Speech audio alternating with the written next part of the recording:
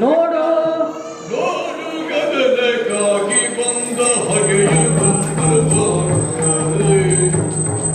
ನೋಡು ಗಗನಕ್ಕಾಗಿ ಬಂದ ಹೊಗೆಯು ಬಂದವ. ಓಡು ಬಾಣ ನಾಟ ಕುಳಿತಂತೆ ಅರ್ಜುನ. ಶ್ರೀಕೃಷ್ಣ. ಪಾಂಡವರಾದಂತಹ ನಿಮ್ಮ ಜೀವನದ ನಿರ್ಣಾಯಕವಾದಂತಹ ಹಂತಕ್ಕೆ ಬಂದು ನಿಂತಿದೆ ಕಾಲ. ನನಗೂ ಹಾಗೆ ಅನ್ನಿಸಿದೆ ದೇವ. ಒಂದು ರೀತಿಯಲ್ಲಿ ಹೇಳುವುದಿದ್ರೆ ನಿಮ್ಮ ಜೀವಿತದಲ್ಲಿಯೇ ಅತಿ ಮುಖ್ಯವಾದಂತಹ ಘಟನೆಗಳನ್ನು ಅನುಭವಿಸುವುದಕ್ಕೋಸ್ಕರವೇ ನಿಮ್ಮೆಲ್ಲರ ಉಪಸ್ಥಿತಿ ಇಲ್ಲಿ ಉಂಟಾಗಿದೆ. ವಿಧಿ ಬರಹ ಆ ರೀತಿ ಇದೆ. ಈ ಹಿಂದೆ ಪಡಬಾರದ ಪಾಡನ್ನೆಲ್ಲ ಕೌರವರ ದೆಸೆಯಿಂದ ಪಟ್ಟದ್ದಾಗಿದೆ. ನೀವು ಎಲ್ಲೋ ಕಾಡಿನಲ್ಲಿ ಬದರಿಯ ತಪ್ಪಲಿನಲ್ಲಿ ನಿಮ್ಮೆಲ್ಲರ ಜನ್ಮವಾಯಿತು. ಅರಮನೆಯನ್ನು ಪ್ರವೇಶ ಮಾಡಿದಿರಿ. ಮಕ್ಕಳಾಟಿಕೆಯಲ್ಲಿದ್ದಂತಹ ಕೌರವರ ಪಾಂಡವರ ಆ ಮಕ್ಕಳಾಟಿಕೆಯ ಆಟವೇ ಮಹಾಮಾಟ ಕಾಲ ಭೂತ ವಿಷವಾಗಿ ಪರಿಣಮಿಸಿದೆ. ಮಕ್ಕಳಾಟಿಕೆಯ ಜಗಳ ಮುಂದುವರೆದು ಬಂತು. ನಿಮ್ಮನ್ನು ಸರ್ವನಾಶಗೊಳಿಸಿಯೇ ಸಿದ್ಧ ಎನ್ನುವಂತಹ ಧ್ಯೇಯವನ್ನು ಹೊಂದಿದಂತಹ ಆ ಕೌರವ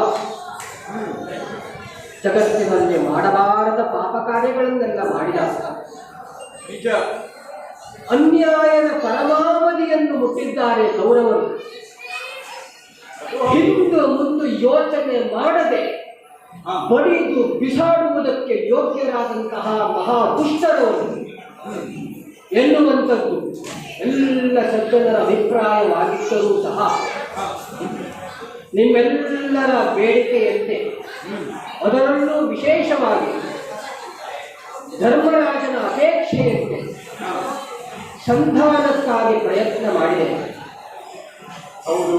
ತುಂಬಿದ ಸಭೆಯಲ್ಲಿ ಸಂಧಾನಕ್ಕೆ ಒಪ್ಪದೇ ಇರುವಂಥದ್ದು ಮಾತ್ರವಲ್ಲ, ಸಂಧಾನಕ್ಕಾಗಿ ಹೋದಂತಹ ದೂತನನ್ನು ಯಾವುದೇ ರೀತಿಯ ಅಪಾಯಕ್ಕೆ ಸಿಲುಕಿಸಬಾರದು, ಅವಮಾನಗೊಳಿಸಬಾರದು ಎನ್ನುವಂತಹ ರಾಜನೀತಿ ತಿಳಿದಿದ್ದರೂ ಸಹ ನನ್ನನ್ನೇ ಅಪಮಾನ ಮಾಡುವುದಕ್ಕೆ ಪ್ರಯತ್ನ ಪಟ್ಟ.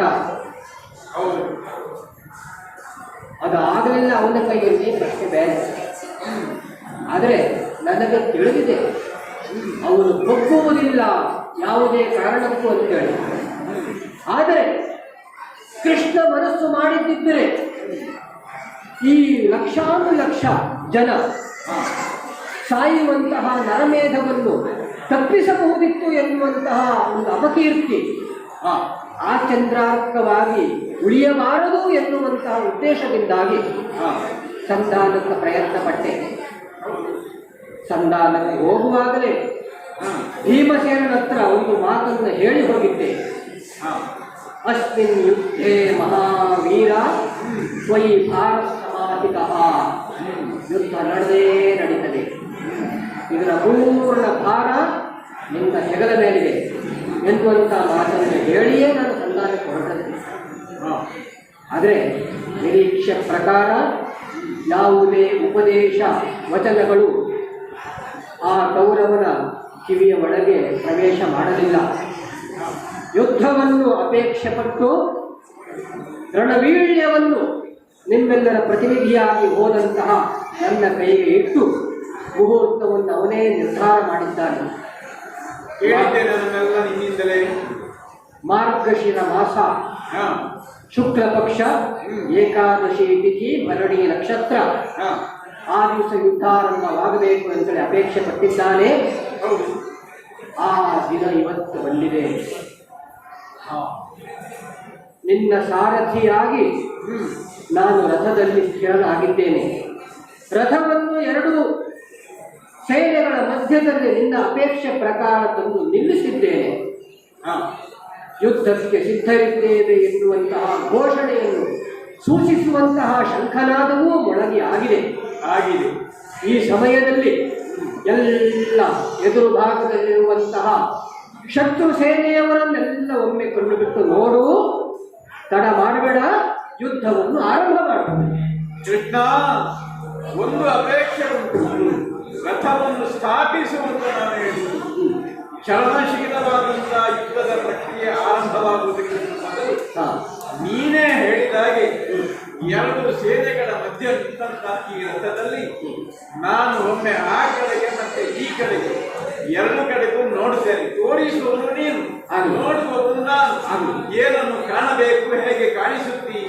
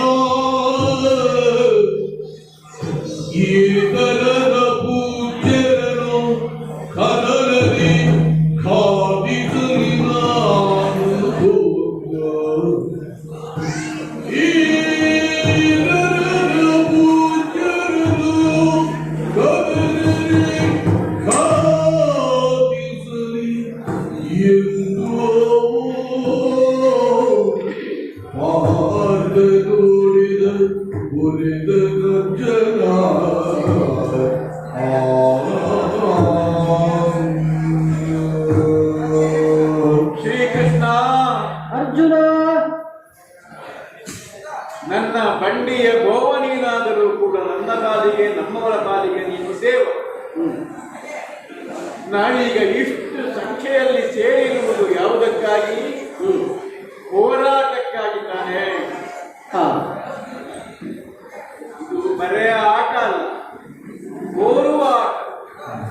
ಕೌರವ ಮತ್ತು ಪಾಂಡವರ ಸಂಬಂಧ ಬಾಲ್ಯದಲ್ಲಿ ಆಗಿದ್ದಾಗ ಅದು ಮಕ್ಕಳಾಟಿಕೆ, ಆಟ ಆಟ ಆಟ ಅಂದರೆ ಜೀವನದಲ್ಲಿ ಎಲ್ಲವೂ ಕೂಡ ಒಂದು ಬಗೆಯಲ್ಲಿ ಆಟವೇ. ಆದರೆ ಆ ಆಟ ಬೆಳೆಯುತ್ತಾ ಬೆಳೆಯುತ್ತಾ ಈ ಬಗೆಯ ಕ್ರೌರ್ಯಕ್ಕೆ ಸಿದ್ಧವಾದಂತ ಒಂದು ವೇದಿಕೆ ಈಗ ಕಣ್ಣ ಮುಂದೆ ಕಾಣ್ತಾ ಇದೆ.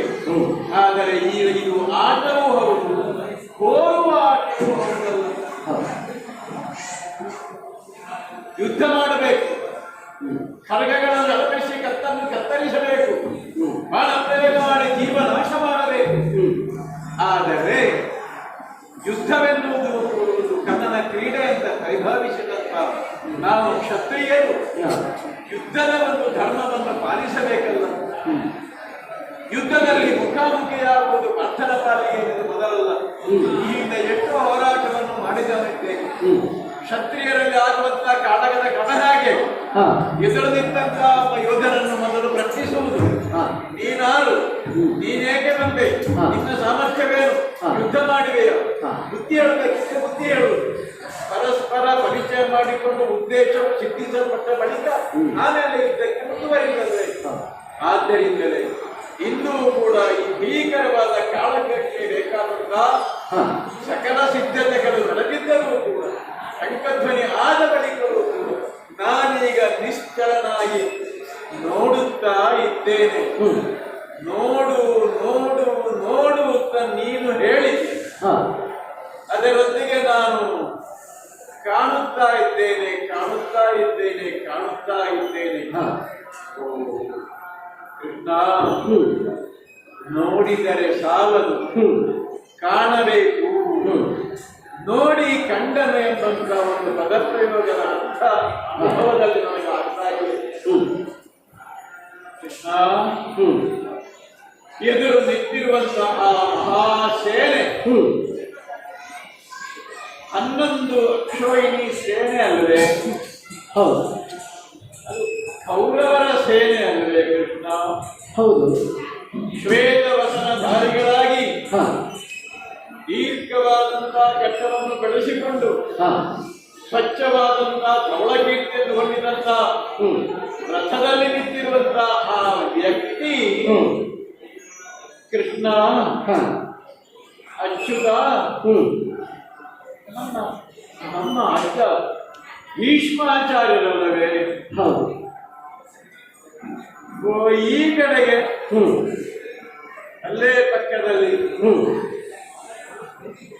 ಶಾಪವಾದರೆ ಶಾಪ, ಶರವಾದರೆ ಶರ, ಹ್ಮ್ ಎರಡರ ಪ್ರಯೋಗದಲ್ಲಿಯೂ ಕೂಡ ಹರಿಯನ್ನು ಸೋಲಿಸಬಲ್ಲಂತಹ ಸಾಮರ್ಥ್ಯ ಹೊಂದಿರುವಂತಹ ಕೋಲ ಗುರುಗಳಾದಂತಹ ದ್ರೋಣಾಚಾರ್ಯರು ನಮ್ಮ ಗುರುಗಳಲ್ಲಿದ್ದಾರಲ್ಲ. ಹೌದು. ಓ, ಆ ಕಡೆಗೆ ಇರುವುದು ಅವರ ಮಗ ಅಶ್ವತ್ಥಾಮ.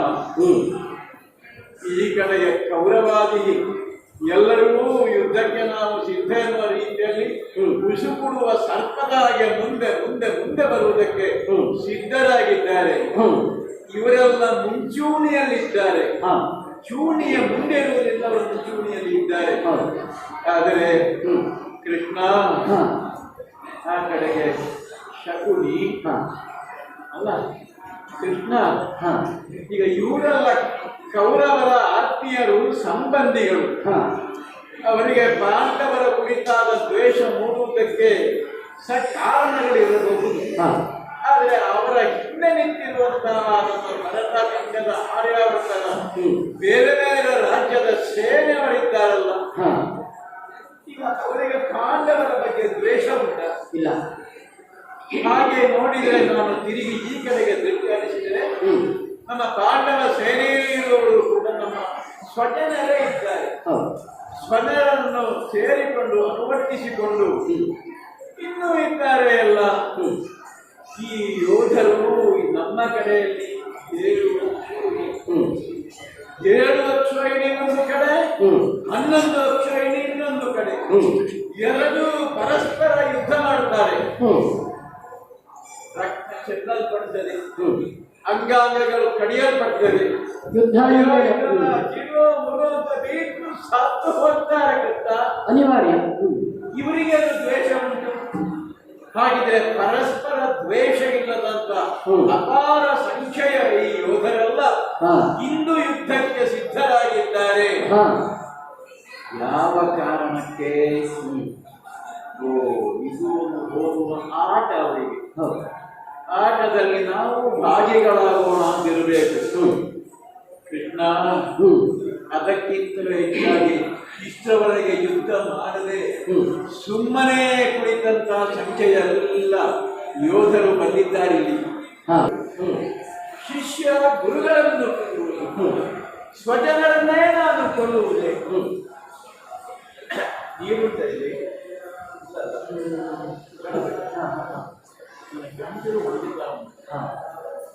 ಯಾಕೆ ಅಂತ ಗೊತ್ತಾಗಲಿಲ್ಲ. ಮೈ ನಡುಗುತ್ತಾ ಇದೆ. ನಾನು ರಥ ಸ್ಥಾಪನೆ ಅಂತ ಹೇಳಿದ್ದೇನೆ. ನೀನು ರಥದಲ್ಲಿ ಸಂಚಲನ ಮಾಡ್ತೀನಿ. ಇಲ್ಲ ಇಲ್ಲ ಇಲ್ಲ ಇಲ್ಲ, ರಥ ಸ್ಥಿರವಾಗಿದೆ. ನಾನು ನನ್ನ ದೇಹ ಯಾವುದೋ ಒಂದು ಬಗೆಯ ಚಲನೆಗೆ ಒಳಗಾದಾಗ ಕೆಳಗಿಂದ ಮೇಲೆ ನೋಡ್ತೇನೆ, ರಥ ಇದ್ದಲ್ಲ ನಡುಕ ಆಗಿದೆ. ಕೃಷ್ಣ ದೇಹಕ್ಕೆ ನಡುಕವಾದರೂ ಕೂಡ ನನ್ನ ಚಿಂತನೆಯ ವೈಖರಿಗೆ ಗತಿಗೆ ಅಷ್ಟು ನಡುಕ ಆಗಲಿಲ್ಲ. ಆಹಾ ಎಲ್ಲಿಗೆ ಹೋಯ್ತೋ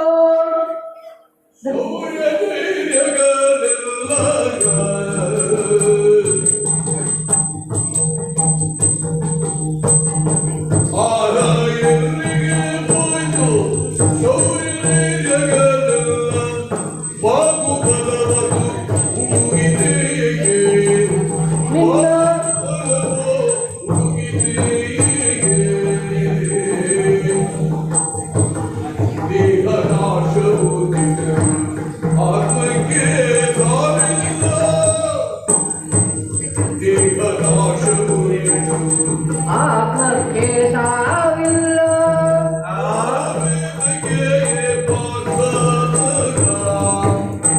ಮೋಹವೇದಕ್ಕೆ ಪಾಠ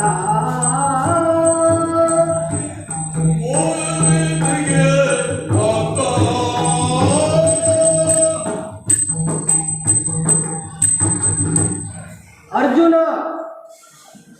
ಕೃಷ್ಣ ಅಚ್ಯುತ, ನಿನ್ನ ಇಷ್ಟು ಮಾತುಗಳನ್ನು ಕೇಳಿದಾಗ ನಿನ್ನ ಮುಖಚರ್ಯೆ ದೇಹದ ಸ್ಥಿತಿ ಇದನ್ನೆಲ್ಲ ನೋಡುವಾಗ ಬಂದಂತಹ ಅಭಿಪ್ರಾಯ ಏನು ಕೇಳಿದರೆ, ಏನು ನೀನು ಹೆದರಿದ್ದಿ.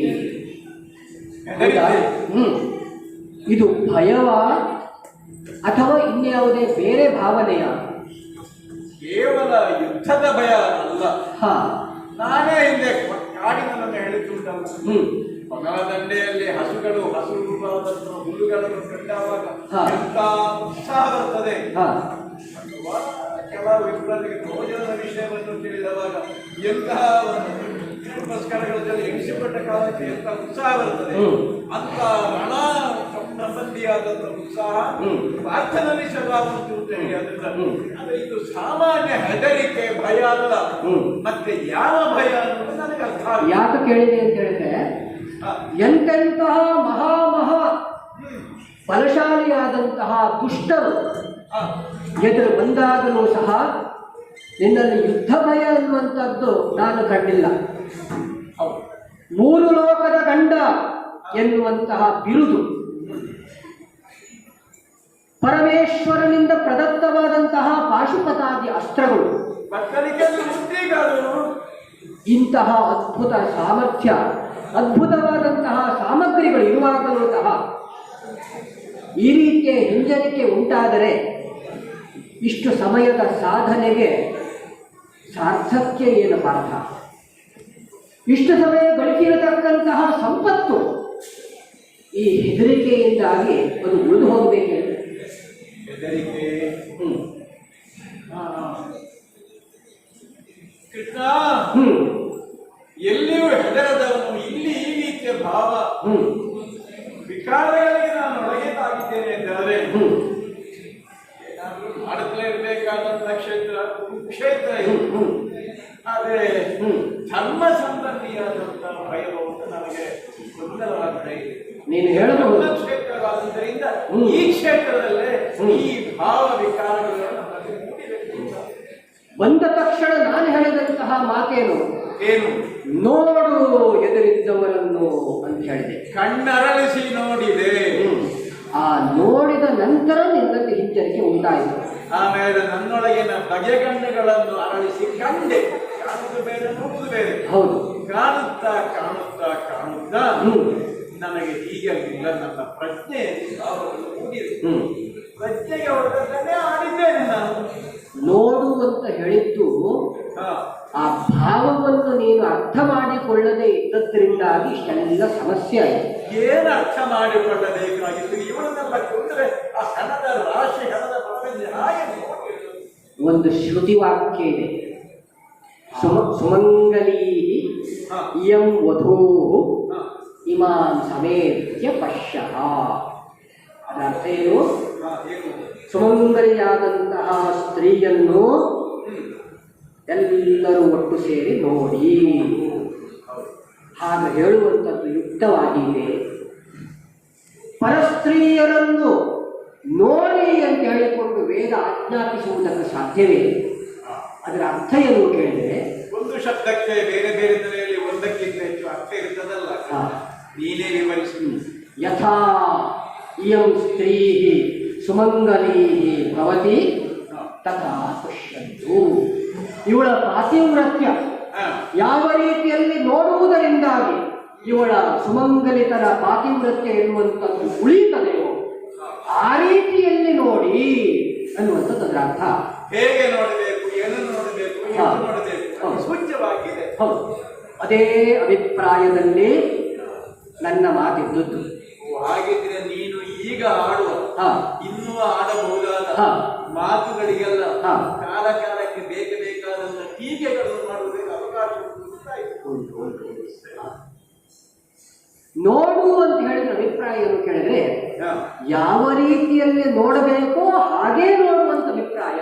ಈಗ ನಾನು ನೋಡಿದ ರೀತಿಗಿಂತ ಭಿನ್ನವಾದ ರೀತಿಯಲ್ಲಿ ನಾನು ನೋಡಬೇಕಾಗಿದೆಯೇ? ಖಂಡಿತ ಇದೆ. ಯಾವುದು? ಎದುರು ಭಾಗದಲ್ಲಿ ಸೇರಿರುವಂತಹ ಶತ್ರುಗಳು ಇದ್ದಾರೆ, ಸ್ವಜನರು. ಆ ಸ್ವ ಅಂತ ಹೇಳಿದಲ್ಲ, ಅದನ್ನು ಬಿಡು, ಕೇವಲ ಜನರು. ನನ್ನ ಅಜ್ಜನನ್ನು ನನಗೆ ಮರೆಯುವುದಕ್ಕೆ ಸಾಧ್ಯವಿದೆ. ಇದಕ್ಕೆ ಹೆಸರು ಏನು? ನಾನು ಕಡೆಯಲ್ಲಿ ಹೇಳಿದೆ ಮೋಹವೇಗಕ್ಕೆ ಪಾರ್ಥ ಅಂತ. ಮೋಹ. ಹಾ ಷಷ್ಠಿ ಹಾ 7 ವಿಭಕ್ತಿಗಳಿವೆ. ಹಾ. ಪ್ರಥಮ ವಿಭಕ್ತಿ, ದ್ವಿತೀಯ ವಿಭಕ್ತಿ ಎಲ್ಲ ಇದೆ. ಹಾ. ಅದರಲ್ಲಿ 2 ವಿಭಕ್ತಿ ಸ್ವಲ್ಪ ಮೈಲಿಗೆ. ನಿನ್ನಲ್ಲಿ ಭಕ್ತಿ ಮೇಲೆ ಕೇಳುವುದು. ಹಾ, ಒಂದು ಪ್ರಥಮ ವಿಭಕ್ತಿ, ಮತ್ತೊಂದು ಷಷ್ಠಿ ವಿಭಕ್ತಿ.